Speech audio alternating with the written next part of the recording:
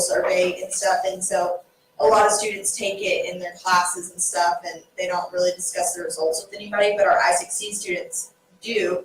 And so we tagged everybody that had taken it and sent out a campaign and had everybody finish to our office. So I like that feature that I was able to tag everybody. Any parting words? Once you learn it, you'll love it, because it makes everything a lot easier. It's more organized. Yeah.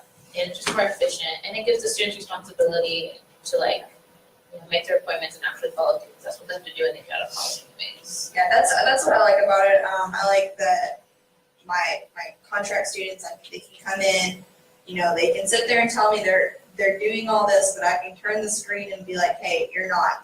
You haven't checked in any tutoring. You haven't been shown say skills. I can just show them there, and then they're like, oh, okay, you're for real. So it's like it keeps happening. It's about spring break, and I show them their midterm grades, and they're like, oh, you really can see this. And I'm like, yes. And the thing is, your dean is going to see this all at the end of the semester. And so I think I've watched a lot of students, they've been shown a lot more responsibility. The students that can't come to my study skills during the day, they made appointments to come in during the day to sit down and go through the PowerPoints with me, because they know that there's a consequence if they don't do them and stuff, and that I have to get through to them that everything is this logged in this program, and that your dean can see my notes that I'm putting in every time you come in front of me. It's I just don't check it off that you came or showed. There's notes to it and stuff, and I think that's really I think a lot of students, they tell me, oh, I didn't really understand everything, and going back to the suspension deals, how they've gone to the EAB and stuff using it, because I've had a lot of students come in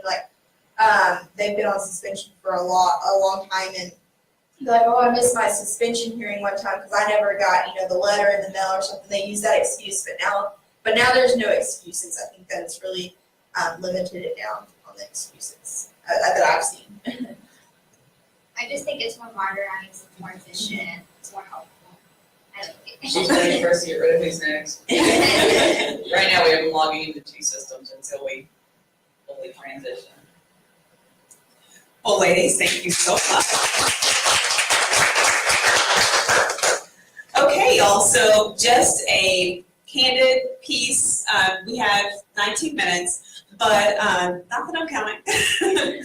But any questions and we're going to do like a Q&A, open Q&A, and also any ideas that you gathered from today that you would like to implement or like to, to delve into a little bit more. Or are you just like, oh my goodness, this was a lot of information. I'm waiting on you to tell me how to check on everybody. That's my last holdup with who's next. It's very easy to see at a glance, so.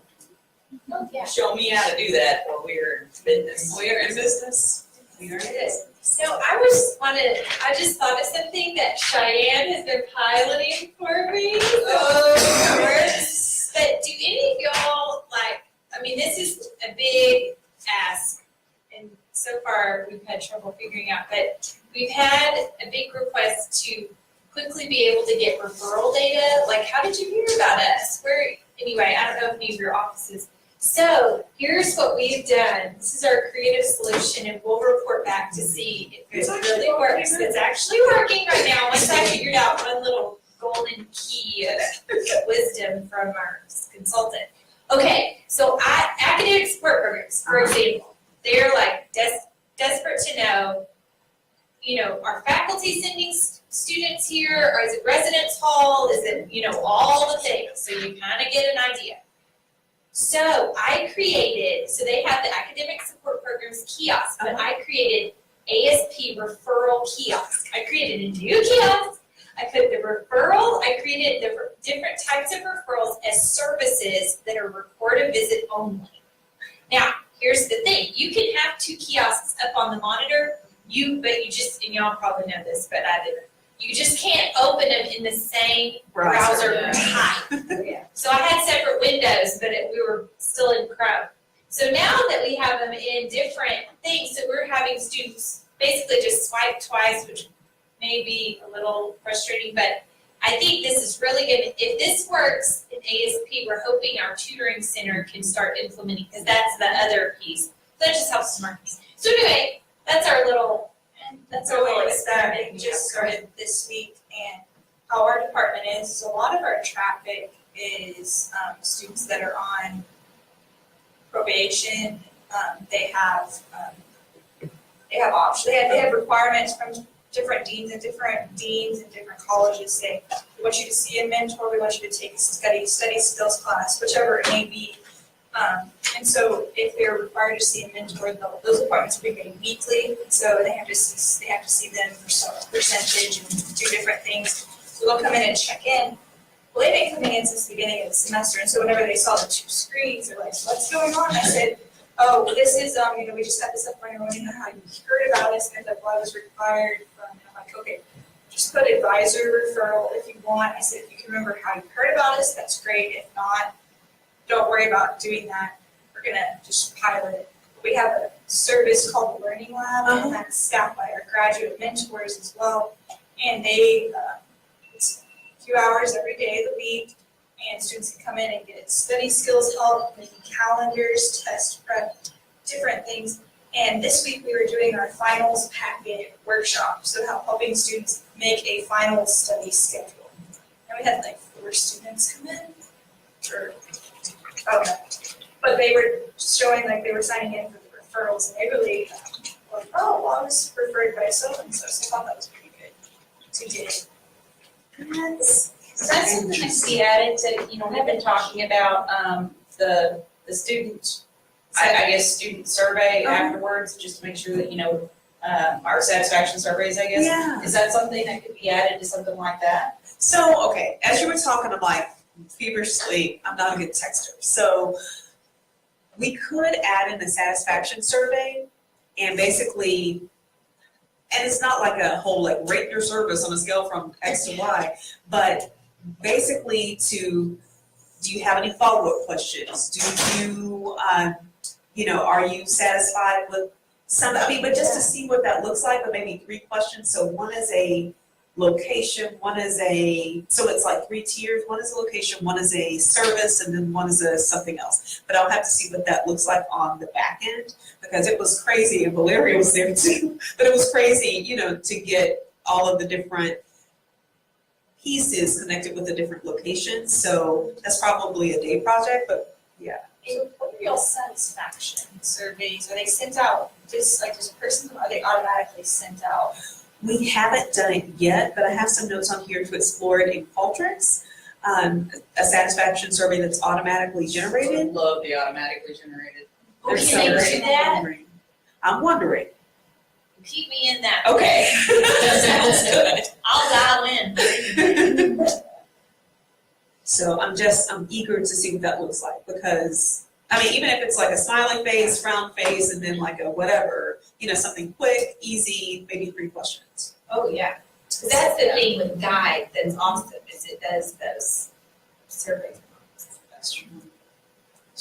And, we need to keep a finger on the pulse, make sure that we're, taking care. If there's something that a lot of students are needing that we are not addressing in some form or fashion, it lets us know that we need to add some kind of service, so I think it's important to get feedback, and granted, you're not gonna make every student happy every single time, but, If you do, you're not doing it right. that's right. Yeah, exactly right. Any other questions? I'm just even this session today, we're getting so many ideas, and I can see Miss Jessica's gears turning I was wondering with your tutor kiosk and whatnot, how many questions do y'all ask them? How does that work because you guys have the walk-in tutoring, right? So I'm not really extremely familiar with our tutoring check-in process. I just started in the position back in October, and our tutoring center, so we're in the basement of one building, and our tutoring center is up on the floor above us, kind of in the main lobby area. And so what will happen is, I've seen a couple check-ins, but I haven't been up there for a long time to see just over a period of hours. I was just wondering with some of our kiosks, we could add that whole referral thing as one of the questions, Yes, so if you're not utilizing all 3, But it works is the student will come in, I guess they'll, if they have an appointment, they can let them know. They'll get checked in, and if they're for a walk-in, then the front desk, tutor will see, okay, well, we have a biology person here right now, they're over there at table 3, and then they'll get them, and then they'll make sure that they put them in with that person. But the other thing that they also have to watch is on the walk-ins, let's say that they actually sit down with tutor at table 3, and then they just talk, and then they realize, oh wait, I'm not the tutor, you need to work at tutor at table 5. So then the front desk person has to make sure that they switch which tutor they're with at that point. So we do not use kiosk for tutoring check-ins. Okay.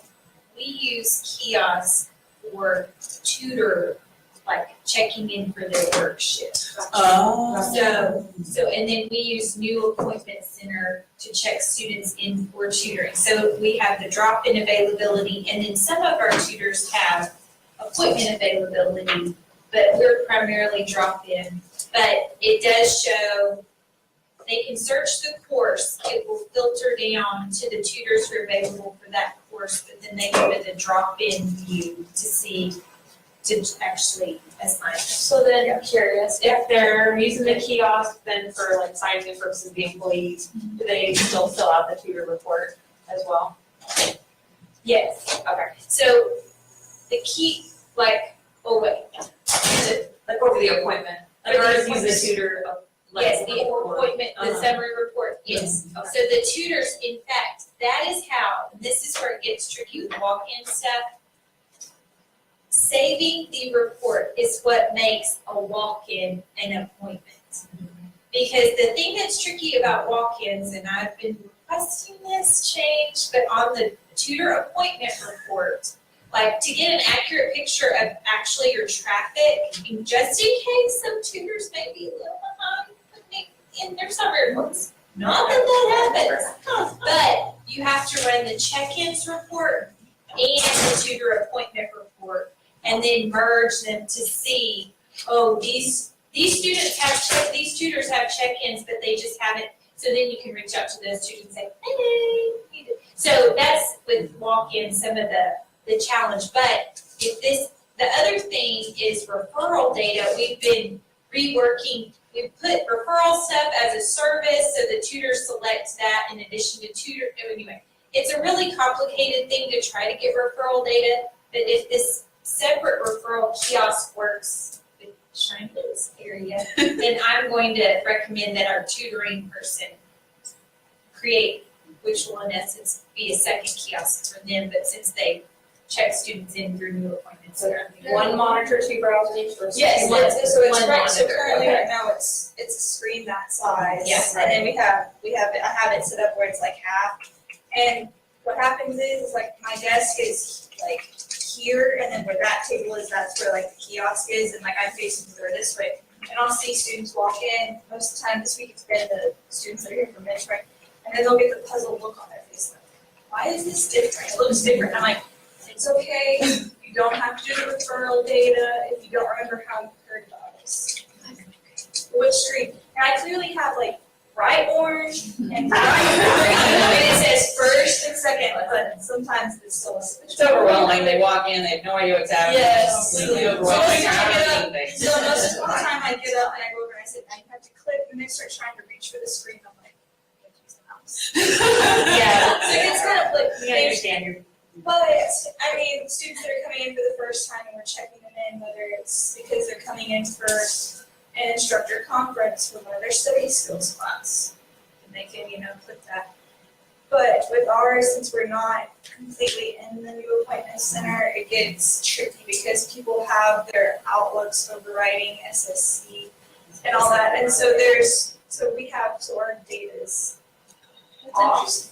It's going to be off, I think, in some ways, but we'll see how it goes. It's just one of those where we're still learning and we know it, so we're not doing that. We've also changed some of our things to record a visit, so that can kind of help too.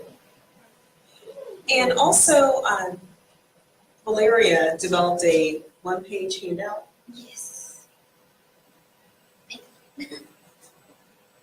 She told us about. Do you want to tell us about it? Oh, well, I just set up for other offices on campus who don't, like, who haven't used the kiosk or anything. So I just created the page, by 5 steps, really simple, how they can, learn how to do the kiosk and how to set it up. Awesome.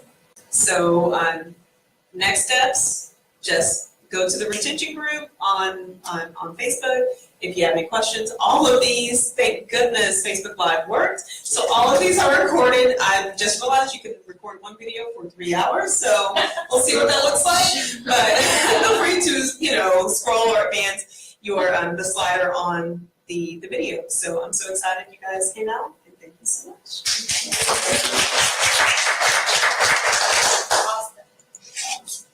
So, yeah.